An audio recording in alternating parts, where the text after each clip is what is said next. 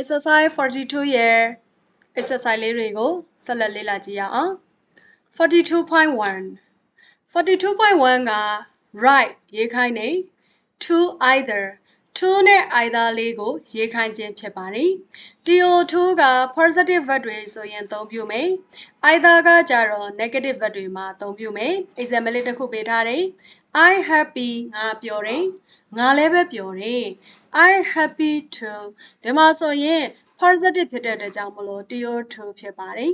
2 I am not hungry ငါဘိုက်မစားဘူး I am not hungry ငါလည်းပဲဘိုက်မစားဘူးဒီမှာ negative ဖြစ်တဲ့အတွက်ကြောင့်မလို့ either ဖြစ်ပါတယ်3 I'm going out ငါပြင်သွားမလို့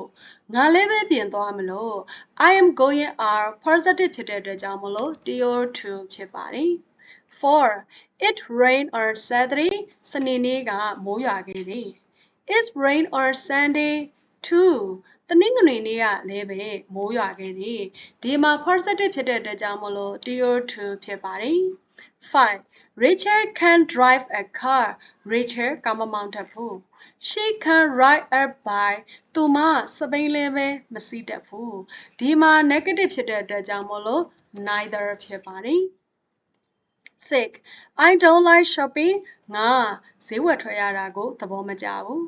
I don't like shopping ငါလည်းပဲဈေးဝယ်ထွက်ရတာကိုသဘောမကျဘူးဒီမှာ negative ဖြစ်တဲ့အတွက်ကြောင့်မို့လို့ either ဖြစ်ပါတယ် okay number 5 က either လေးပါเนาะ teacher တိုက်ပဲမှားသွားလို့ပါ7 Emma's mother is a teacher Emma ရဲ့မမေကဆရာမတစ်ယောက်ဖြစ်တယ် Her father is a teacher too သူမရဲ့ဖေဖေလည်းပဲဆရာတစ်ယောက်ဖြစ်တယ်ဒီမှာ positive ဖြစ်တဲ့အတွက်ကြောင့်မို့လို့ 2 ဖြစ်ပါတယ် okay အဲ့တော့ 42.1 က 2 နဲ့ either လေးကိုဖြည့်ခိုင်းခြင်းဖြစ်ပါတယ်အရင်လွယ်ပါတယ်เนาะ42.2 42.2 ကကြတော့ answer word so I အဲ့တော့ဒီ full stop 3ခုချထားတဲ့ blank နေရာမှာ having verb လေးတွေအသုံးပြုအောင်ပဲပေါ့ am-is are was were has have do the did can were ဟုတ်လားအစွန်းတော့အစားရှိသဖြင့်အဲ့ဒီ having verb လေးတွေအသုံးပြုရပါမယ် number 1 I went to bed late last night ကျွန်တော်မနေ့ညကအိပ်ယာဝင်နောက်ကျခဲ့တယ်ငါလည်းပဲနောက်ကျခဲ့တယ်ဒီမှာဆိုရင် so having verb ကိုစဉ်းစားလိုက်တော့ WNT1 verb 2ဖြစ်တဲ့အတွက်ကြောင့်မို့လို့ did I subject ကတော့ I နေနဲ့ကြည်သွားရမယ်เนาะသူကဒီမှာဆို so I နဲ့အသုံးပြုခိုင်းတယ် 2 I'm thirsty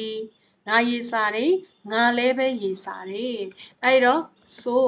အရှိမ I am ဖြစ်တဲ့အတွက်ကြောင့်မလို့ so am I 3 I'm just eaten ငါအခုလေးတင်စားပြီးပြီငါလည်းပဲစားပြီးပြီဒီမှာဆိုရင် so I have ဖြစ်တဲ့အတွက်ကြောင့်မလို့ have I ဖြစ်ပါတယ်4 I need a holiday ငါအားလည်းရက်တစ်ရက်လိုအပ်တယ်ငါလည်းပဲလိုအပ်တယ် so ဒီမှာဆို I need plural verb 1ဖြစ်တဲ့အတွက်ကြောင့်မို့လို့ do ကိုအသုံးပြုရမယ် so do I 5 I will be late tomorrow ငါမနေ့ဖြန်နောက်ကျလိမ့်မယ်ငါလည်းပဲနောက်ကျလိမ့်မယ် so ဒီမှာ I were ဖြစ်တဲ့အတွက်ကြောင့်မို့လို့ were I ဖြစ်ပါတယ်6 I was very tired this morning ဒီမနက်ခင်းကငါအရန်ပင်ပန်းခဲ့တယ်ငါလည်းပဲပင်ပန်းခဲ့တယ် so အရှိမ I was ဖြစ်တဲ့အတွက်ကြောင့်မို့လို့ was I ဖြစ်ပါတယ်အဲ့တော့ so က positive တွေမှာအသုံးပြုပါတယ်เนาะ answer word neither I အခုပေးထားတဲ့7 to 11ကိုတော့ neither I နဲ့ဖြည့်ခိုင်းခြင်းဖြစ်ပါတယ်ငါလည်းပဲမလုပ်ဘူးပေါ့เนาะဒီမှာဆို7 I can go to the party ငါ party ကိုမသွားနိုင်ဘူးငါလည်းပဲမသွားနိုင်ဘူး negative ဖြစ်တဲ့အတွက်ကြောင့်မို့လို့ neither I can ဖြစ်တဲ့အတွက်ကြောင့်မို့လို့ can I ဖြစ်ပါတယ်ဒီမှာသွားပြီးတော့ neither can I လို့ပြောလို့မရအောင်เนาะ neither ကအငင်းပါပြီးသားဖြစ်တဲ့အတွက်ကြောင့်မလို့ can I အနောက်က having က positive ပဲဖြစ်ပါတယ်ဒီမှာကလေးတွေအများစုမှားတယ်เนาะ neither ရဲ့နောက်မှာ negative verb တွေပြန်ပြီးတော့ထည့်လာကြပါတယ်8 I didn't phone Alice last night မနေ့ညက Alice ကိုဖုန်းခေါ်ခဲ့တယ် or sorry 8 I didn't for LS last night ငါမနေ့ညက LS ကိုဖုန်းမခေါ်ခဲ့ဘူးငါလည်းပဲဖုန်းမခေါ်ခဲ့ဘူး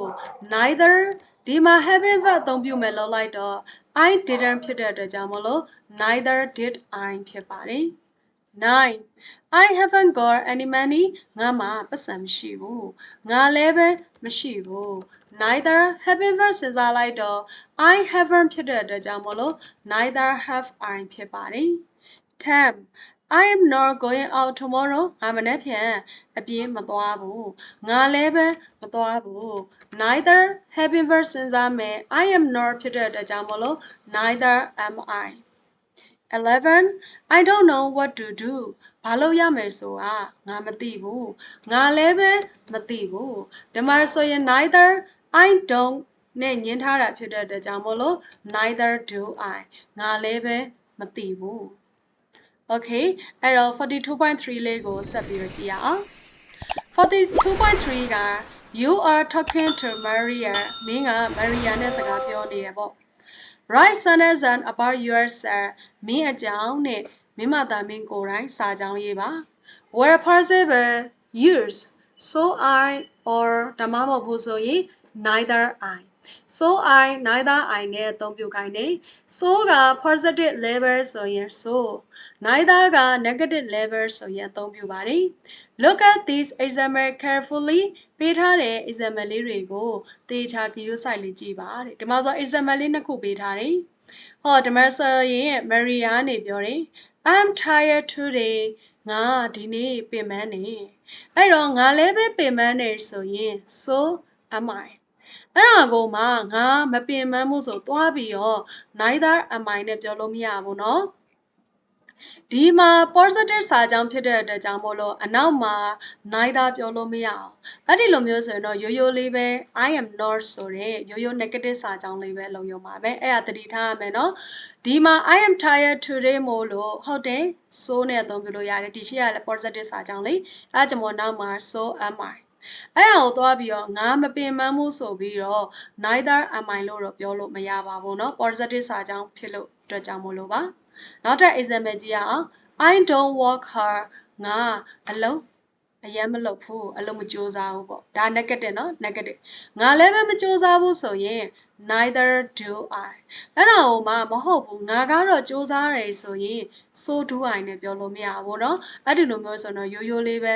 I do လို့ပဲပြောရပါမယ်ဒီမှာကျတော့ negative ဘာလို့သုံးလို့ရတာလဲဆိုတော့အရှိက negative စာကြောင်းမို့လို့ဒီနောက်က neither သုံးလို့ရတာပါเนาะဒီချက်ကနှစ်ခုစလုံးကိုစဉ်းစားပြမယ်เนาะကလေးတို့နားလဲအောင်လို့ Number 1 I am learning English ငါအင်္ဂလိပ်စာလေ့လာနေတယ်တဲ့အဲ့တော့ငါလည်းပဲလေ့လာနေတယ်ဆိုရင်ဟုတ်တယ်ဆိုသုံးလို့ရတယ်ဘာလို့လဲဒီရှေ့က positive စာကြောင်းအဲ့ကြောင့်ငါလည်းပဲလေ့လာနေတယ်ဆိုသုံးလို့ရတယ် so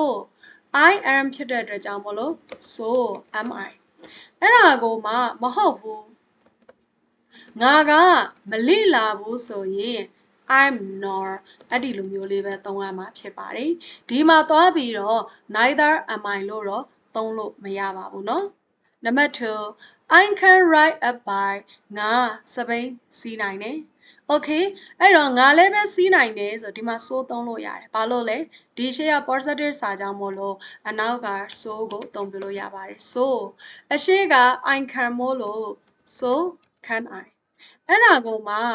ငါကတော့မစီးတတ်ဘူးဆိုရင် neither can I နဲ့ teacher တို့ပြောလို့မရပါဘူးရိုးရိုး I can နဲ့ပဲပြောမှရပါမယ်ဘာလို့လဲဒီရှေ့က positive စာကြောင်းမို့လို့เนาะ positive စာကြောင်းကိုသွားပြော neither နဲ့ဖြေလို့မရပါဘူး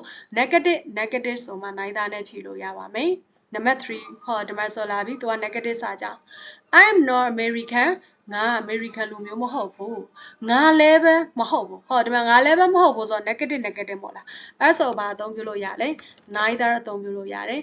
I am ဖြစ်တဲ့အတွက်ကြောင့်မလို့ neither am I အဲ့ဒါမှမဟုတ်ဘူးငါကတော့ American လူမျိုးအဲ့ကိုသွားပြီးတော့ so am I နဲ့ပြောလို့မရဘူးအဲ့ဆိုရင်တော့ရိုးရိုးလေးပဲပြောလိုက်ပါ I am ငါကတော့ American လူမျိုးဖြစ်တယ်เนาะဒီမှာเนาะရှေ့က negative မို့လို့ neither သုံးလို့ရတယ်အရှေ့မှာ negative ကိုအနောက်ကသွားပြီးတော့ so နဲ့သုံးလို့မရအဲ့ဆိုရင်တော့ I am လို့ပဲပြောရမှာဖြစ်ပါတယ် Number 4 I like cooking ငါဟင်းချက်ရတာကိုသဘောကျတယ်ငါလည်းပဲသဘောကျတယ်ဆိုရင် so နဲ့အသုံးပြုပါမယ် so okay I like ဖြစ်တဲ့အတွက်ကြောင့်မလို့ I like like verb 1 plural verb ဖြစ်တဲ့အတွက်ကြောင့်မလို့ do လေးကိုအသုံးပြုပါမယ် so do I အဲ့ဒါကိုမှငါကတော့သဘောမကျဘူးဆိုရင် I don't နဲ့အသုံးပြုပါမယ် 5 I don't like cold weather ငါအေးတဲ့ရာသီဥတုကိုသဘောမကျဘူး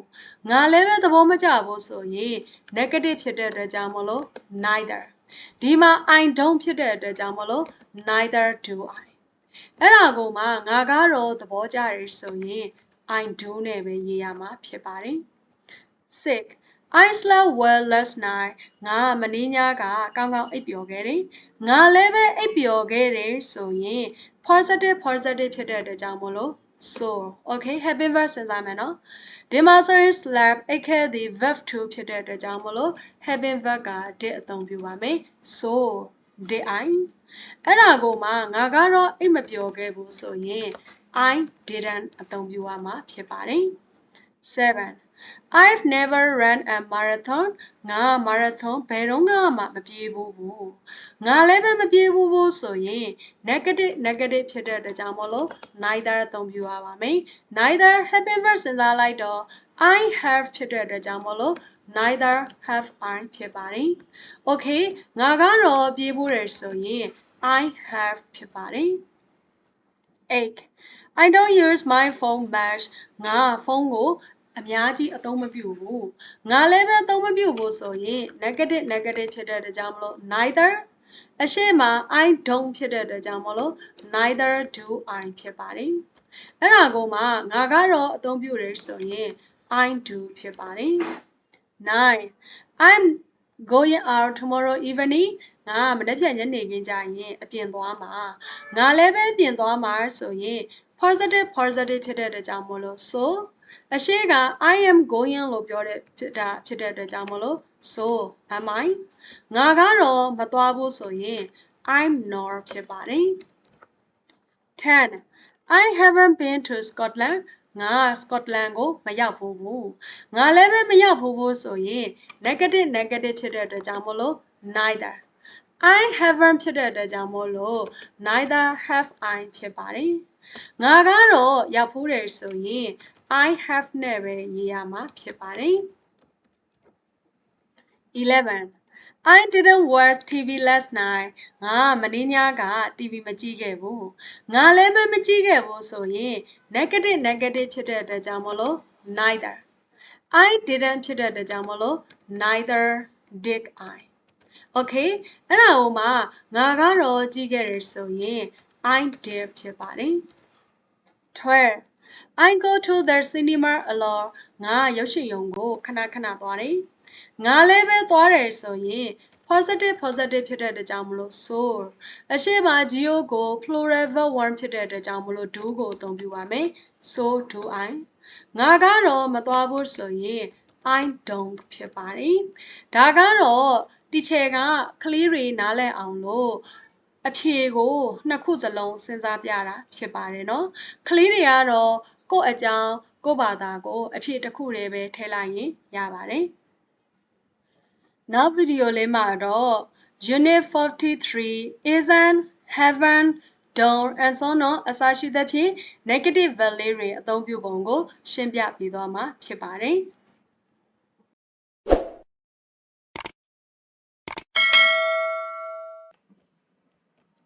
Teacher တို့နဲ့တူတူလေ့လာပေးလို့ကျေးဇူးတင်ပါတယ်နောက်ဗီဒီယိုလေးတွေမှာပြန်လည်ဆုံတွေ့ကြပါမယ် Bye bye thank you see you next video